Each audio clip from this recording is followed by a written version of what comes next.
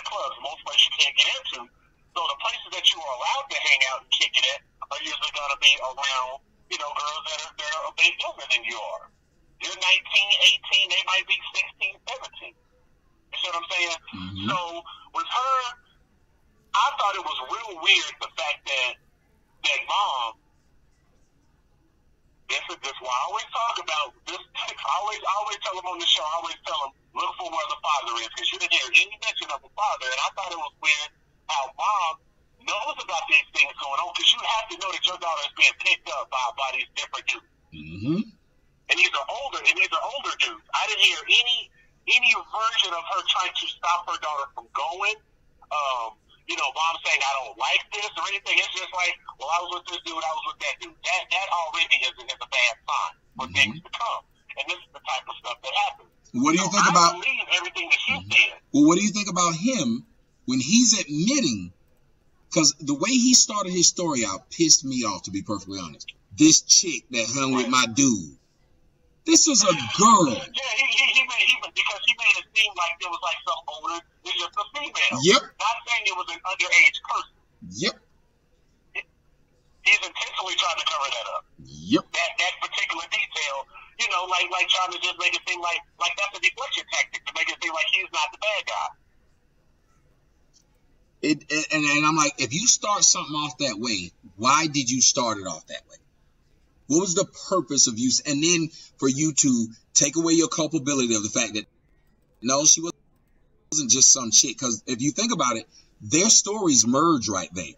Because she said, I hung out with this guy, Rico. He got my information from Rico. He called me when I didn't give him my number.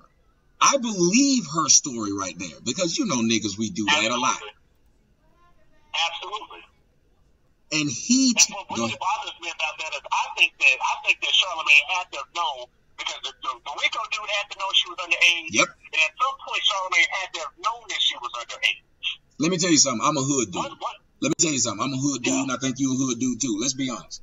Can all us hood dudes take away we done got a little bit of money, we got a job, or we got a girlfriend, or we on Backlog is the online project management tool for developers and their teams. Start with a project and track on air, and we don't want people to look at us funny. Can we take away that and act like we just talking in the locker room right now and be honest?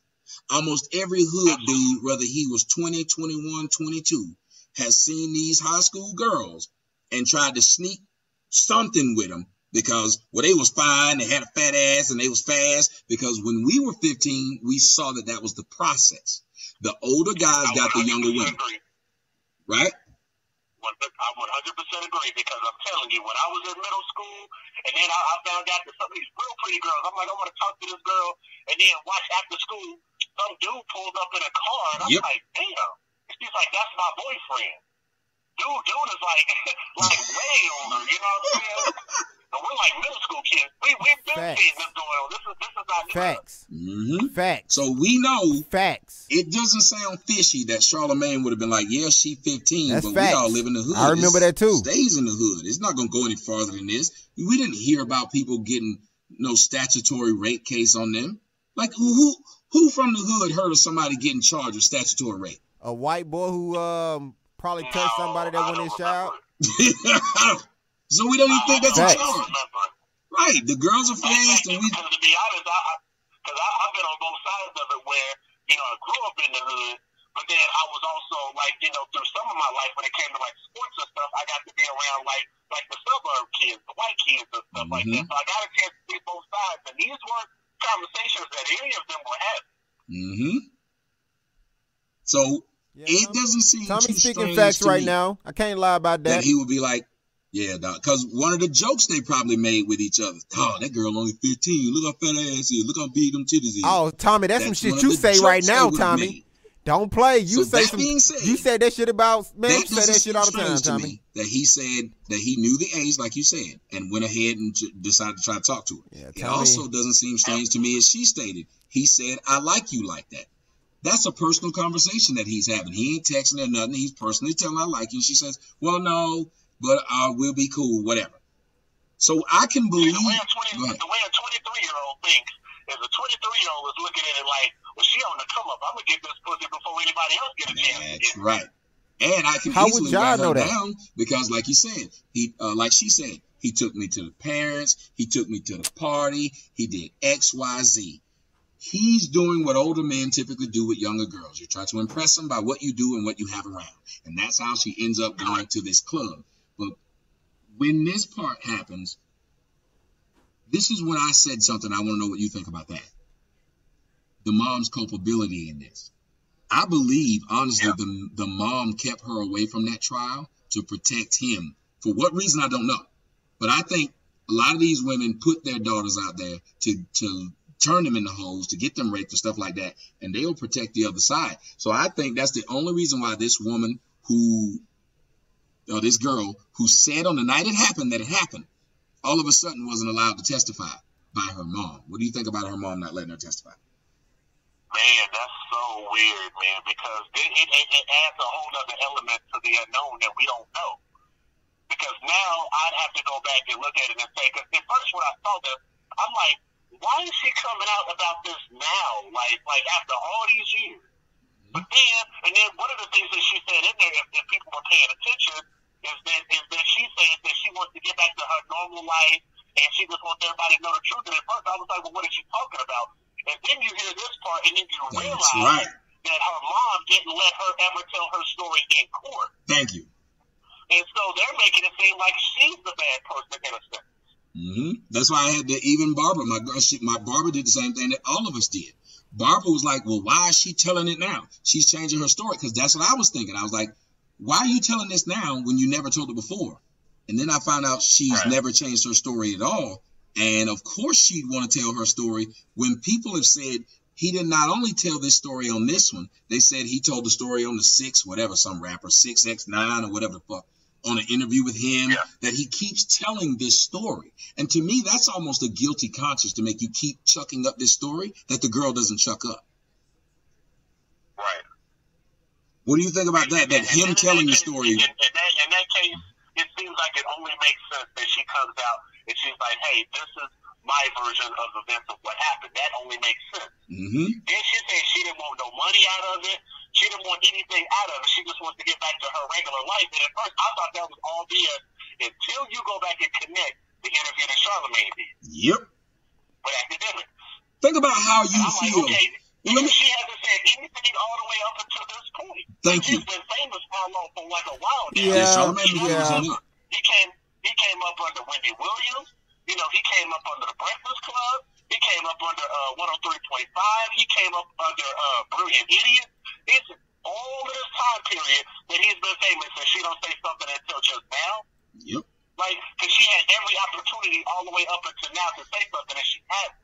So if it was about money, she would have been and got it. Yeah, and that's what,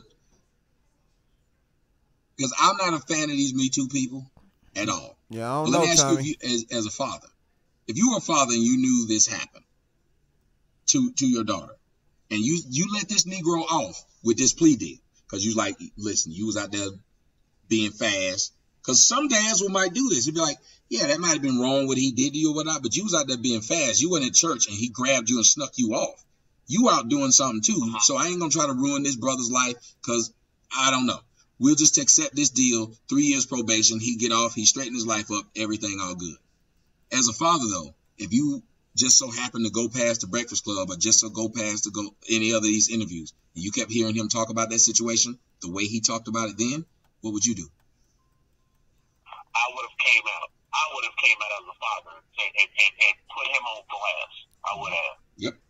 And that's why I can see where she's coming from. She's having to do it herself. Your mom already put you in the in a trick bag by telling you, check this out. I know this might have happened to you, but we don't want to get him in trouble, so you just be silent and I'll handle it all. And you mishandled it. Correct. Now she has to sit and eat it, because as a teenage girl, she probably thinking I deserved that anyway, which is probably why she became a young mom like that. Most of these young moms had traumatic childhoods. You don't just willingly become a 20-year-old mom. That's some shit that just, you had a traumatic childhood, and that's why you were willing to do it. She's a mom. I don't know how old her kid is, but she's trying to live her life the best she can. And then you hear him tell this story that is not the truth. That's not what you remember. Oh, but you keep hiding it, or you keep hanging on to it. Then he tells it again. Then he tells it again. And the story is this damn thought can't, because the way he tells it, I'm mad at the chick too. This damn thought done showed up at my party. I don't know this chick. So imagine what people are saying to her when they know it's her. Like, yep. And this is how she's been described. And then the mom is turning around and giving these accounts. And then the family is giving these accounts that the mom is giving accounts of, because they're assuming, well, you were a kid, and of course you're not going to tell the truth. I mean, most people know that children are, teenagers are going to be rebellious. Yep. We just accept that as a fact that they're probably not going to be as forthcoming as they should be. So there's probably been this concocted story about what actually happened as opposed to what really happened. And then you keep hearing this man on live airwaves and the world hearing what he has to say about this scenario. I think that's cold-blooded, man. It sounds like everybody is against her. And then somebody in the comment section, I'll see what you respond to the person before I respond. God Duke, the Divine One, says, he was 23 and met her people, and her mom let her leave with at 15 with a 23-year-old man. She was a thought, Tommy. Facts. Thought. What do you say to that comment?